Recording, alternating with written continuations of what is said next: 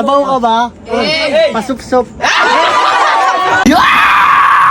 Heto na naman tayo sa panibagong araw na walang kwenta at walang kabuluhan na vlog. Pero syempre, good vibes lang. Kaya tara, samahan mo ko sa aking trip. Let's go!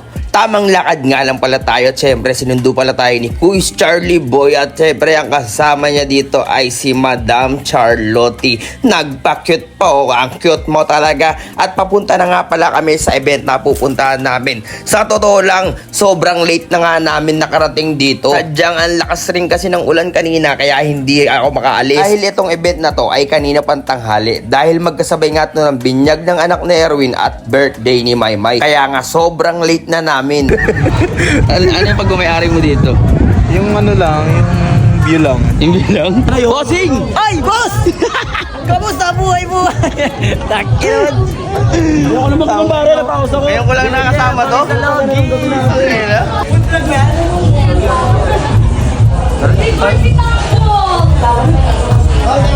Pagkapasok nga namin sa mismong event place, nakita ko ba dito ang papa ni Erwin. Sobrang close nga namin yan ni Tito dahil sobrang napakabait nga niyan. Kumbaga may pinagmanahan talaga eh. Mabait din naman si Erwin eh. Ewan ko lang. Tamang chill na nga sila dito dahil kanina pa nga sila na dito eh. Eh kami naman netong kadadating lang, tamang food trip nga muna. Kaya itong si Kuis Charlie Boy ay sandok na ng sandok. Ayan o, para mag-food trip na nga kami. Inubos na nga yung kanin. Ang sarap talaga mag-food trip na itong dalawan to eh. Kaya ako, mapapakain na rin ako dito. Para syempre, alam mo na kasi pag ganito, yung kasunod eh. Talagang walwalan eh. Nakita ko pa dito si Samuel. Kasama niya pala dito si Ryan at si Christian. Yung ko na nga lang nakita to. Dito pa si Erwin at si Maymay na may birthday. Kasama si Kyle. At ito nga pala yung event kaninang umaga. Ang binyag ng aking pinakamagandang inaanak. At ito, tamang shot na nga tayo dito dahil tapos na kami mag food trip. Ngayon ko nga lang din to nakasama si Ras Jr. Kaya sobrang tuwa ko dahil first time ko lang din to makita eh. Kanya-kanya na nga table oh para magwalwal. Siyempre impisa na to eh. Tas ayan oh, may dala pang crispy pata to oh. Hindi pala crispy pata yung papala ng lechon yun. Hulaan nyo kung sino yan. Siyempre ito yan oh. Siya yan oh. Siya si Mikay. Napakalupit. Napa-breakdance pa si Erwin. Pinakita yung napakalupit niyang paa. At ito si Samuel. Talagang pinakitaan ng todo sagad-sagaran. Kaya pala ang lupit nun. Naka-adi-apas pala ng tsinelas. Sino mo ako? Kaya di mo ako kaya kinginan niyan. Kumuha ko dyan, ako pa rin jacket yan. Pag nilalamig, kailangan ng jacket yan.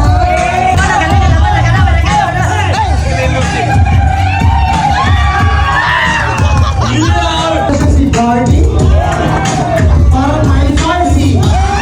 Pero wala naman ngayon. Ang benta ngayon ay Coca-Cola. Pero kahit anong balat mo yun, bola.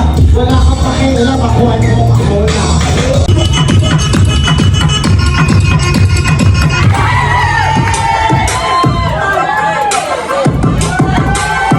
Maya lang nakita ko pa dito yung mag-ama, si Moya, kasama niya ang kanyang tatay na si Chano at syempre mama niya na si Perry.